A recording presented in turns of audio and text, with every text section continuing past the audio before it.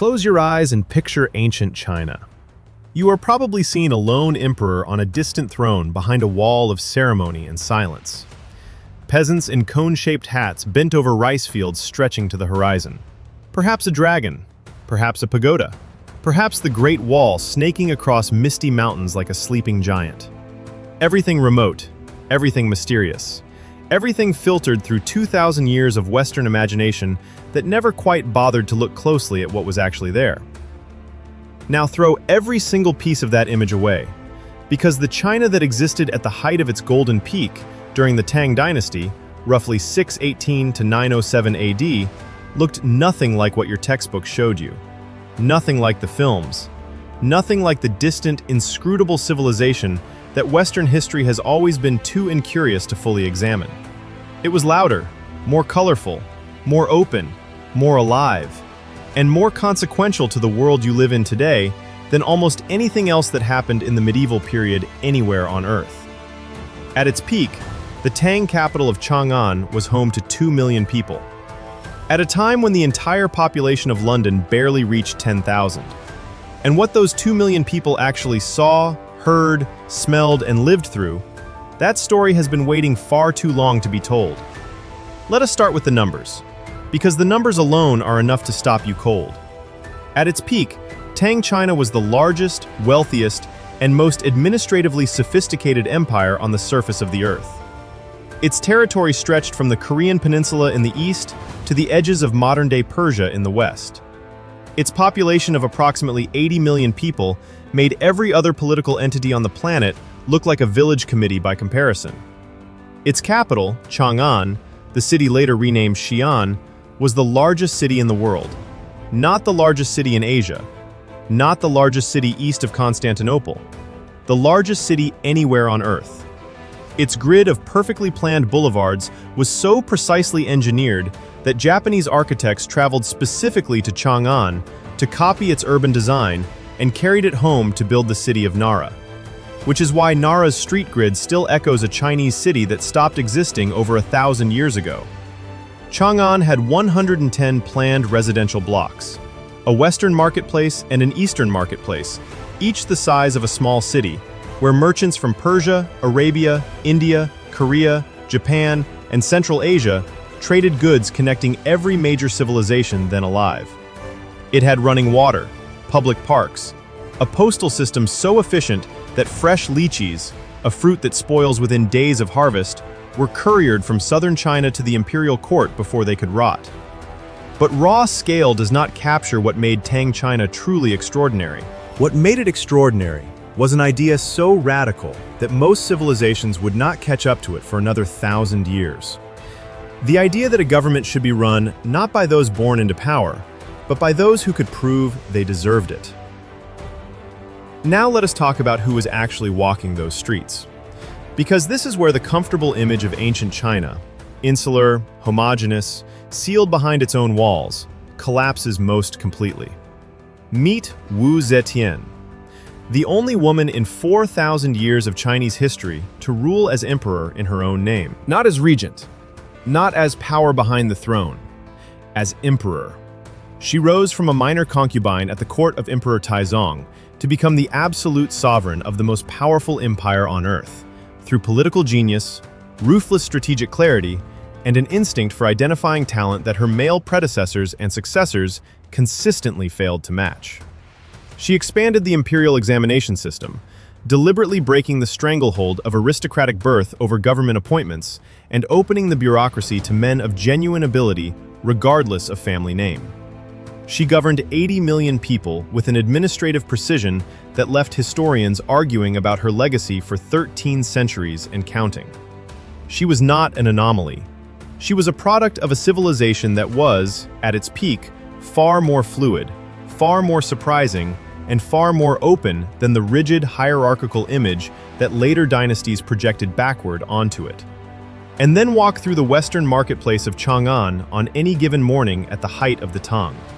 You would hear Mandarin, but you would also hear Persian, the lingua franca of the Silk Road merchant class. You would hear Arabic, Sogdian, Sanskrit, Korean, Japanese. You would see Zoroastrian fire temples standing beside Buddhist monasteries, standing beside Nestorian Christian churches, standing beside the city's mosque, all operating simultaneously, all legally protected, all serving communities that had traveled thousands of miles to live inside the gravitational pull of the world's greatest city. Tang China was home to communities from every major civilization then alive. Persian merchants living in Chang'an for 3 and 4 generations, Korean artists whose work hung in the imperial palace, Japanese students who crossed the sea to study Chinese poetry, mathematics, and governance, and carried everything they learned home to build what became Japanese civilization.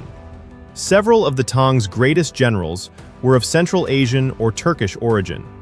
Its music blended Chinese instruments with Persian and Indian influences into something entirely new.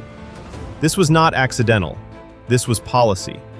The Tang emperors understood something that most rulers never do, that the collision of cultures does not dilute a civilization. It supercharges it. Imagine you are standing at the entrance to Chang'an on a festival night. Sometime in the 8th century AD, the height of the Tang dynasty, the peak of everything. You see it before you can process it. The Lantern Festival is underway, and what that means in Tang Dynasty Chang'an is not a modest collection of paper lights hanging from doorways. It is the entire city, 2 million people, transformed into something the ancient world had never produced before. Every boulevard, every marketplace, every temple gate, every palace wall hung with lanterns of silk and oiled paper in red, gold, amber, and white. Towers of lanterns 30 feet tall rising from the city squares, their light reflecting off lacquered columns and turning the night sky above Chang'an the color of a low burning sun. The imperial curfew, which governed Chang'an's streets with iron precision every other night of the year, suspended entirely for 3 consecutive nights. 2 million people free to walk the city until dawn. Now walk through the eastern marketplace at midday. The smell hits you first. Roasting meat on iron grills, spices from Persia and India, saffron, cardamom, black pepper, so expensive in Europe at this moment that they are literally used as currency. But here, available in open sacks at market stalls. The sharp mineral smell of ink drifting from the bookseller's quarter, because Chang'an had a functioning commercial printing industry at a time when Europe was still hand-copying every manuscript 1 page at a time. Look up and find the Daming Palace on its elevated northern platform overlooking the entire city. Its great audience hall sat on a triple terrace platform so massive that its entrance ramps were used by mounted officials riding directly into the complex on horseback. Foreign ambassadors received in that hall, from Persia, from Byzantium, from kingdoms that no longer exist, described the experience in terms their own languages struggled to contain. Not because they were being diplomatic, because nothing in their world had prepared them for what they were standing inside. And then there was the poetry. Tang Dynasty China produced what many literary historians consider the single greatest flowering of poetry in human history. Over 48,000 poems survive from the Tang period alone. Li Bai, Du Fu, Wang Wei. Names every educated Chinese person knows the way educated Europeans know Shakespeare, except that Li Bai and Du Fu were writing 1,200 years ago. Their verses memorized and recited in tea houses, imperial courts, and rural villages simultaneously across an empire of 80 million people. The Tang did not merely build a great city, they built a great civilization, and they knew the difference. None of what you just imagined happened by accident.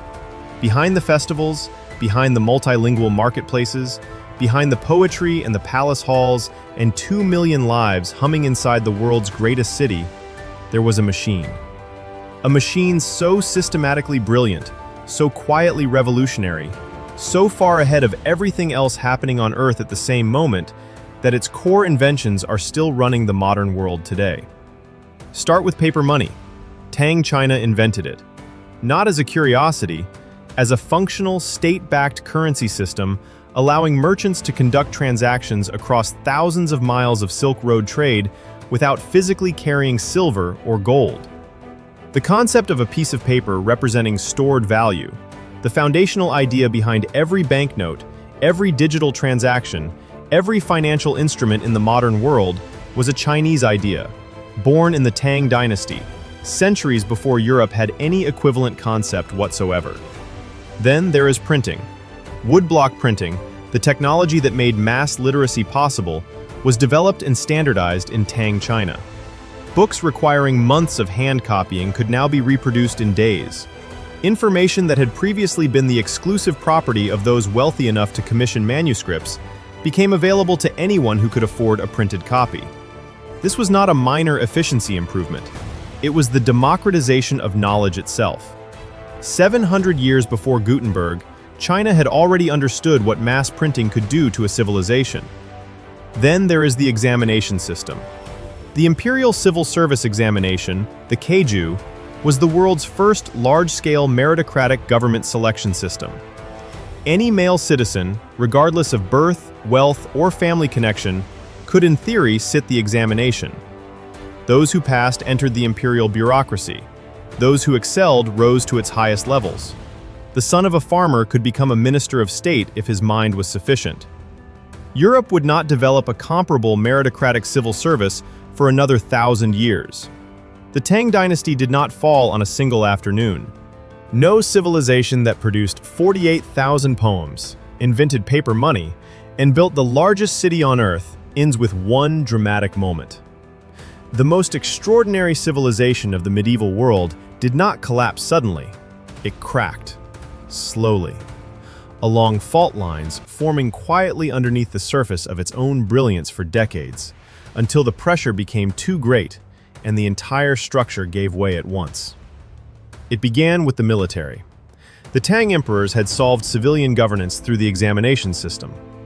They had never fully solved the frontier. Keeping 80 million people safe across a territory stretching from Korea to Persia required enormous armies. Enormous armies required generals. And generals, given enough autonomous authority to defend distant borders, eventually stopped thinking of themselves as servants of the emperor. In 755 AD, a general named An Lushan, of mixed Sogdian and Turkish origin, one of the empire's most decorated commanders, launched a rebellion that became the single most catastrophic internal conflict in Chinese history to that point. It lasted 8 years. It killed somewhere between 13 and 36 million people through direct violence, famine, and displacement. The uncertainty in that number is itself a measure of the devastation. Chang'an was sacked. Twice. The imperial court fled in humiliation. The emperor, the same Xuanzong, who had presided over the Tang's most glorious cultural peak, patron of Li Bai himself, watched his favorite consort executed by his own mutinous soldiers as the price of their continued loyalty during the retreat. The Tang survived, but it never recovered what it lost. Regional military governors who had helped suppress the rebellion refused to surrender their autonomy afterward. The central government that had once administered 80 million people with surgical precision fragmented into competing power centers. The Silk Road networks that had made Chang'an the crossroads of the ancient world contracted as instability made the western routes too dangerous to travel. And in 907 AD, 150 years after An Lushan's armies first marched, the last Tang emperor was deposed by a warlord. Here is the cruelest irony of all. The very openness that had made the Tang extraordinary became the vector of its destruction. The cosmopolitan military culture that welcomed generals of Central Asian origin produced in An Lushan a commander powerful enough to nearly destroy the civilization that had elevated him. The vast territory that projected Tang power across half the known world became impossible to defend as its administrative coherence dissolved. The meritocratic system that had broken the aristocracy's grip created a class of deeply ambitious men who competed viciously for the influence it promised. The Tang was not destroyed from outside, it was consumed from within. Here is the thing about the Tang dynasty that no rebellion, no warlord, and no collapse could touch. The dynasty ended. The capital emptied. The lanterns went dark, and the great multilingual marketplaces of Chang'an fell silent, and the largest city on earth shrank back into itself like a tide retreating from a shore it had held for 3 centuries. All of that happened. All of that is true. And none of it killed what the Tang had actually built. Because the Tang's most important creations had already escaped the borders of the empire long before the last emperor was deposed. They escaped through paper money. Every banknote in every wallet in every country on Earth today is a direct descendant of the Tang dynasty's decision to represent value on paper rather than metal.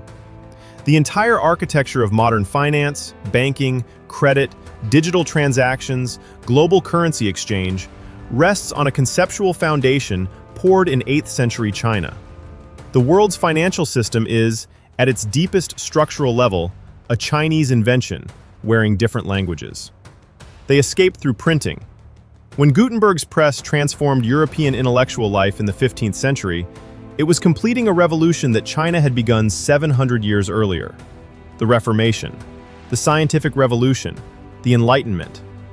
Every intellectual explosion that modern Western civilization credits as its own founding moment depended on the mass availability of printed text.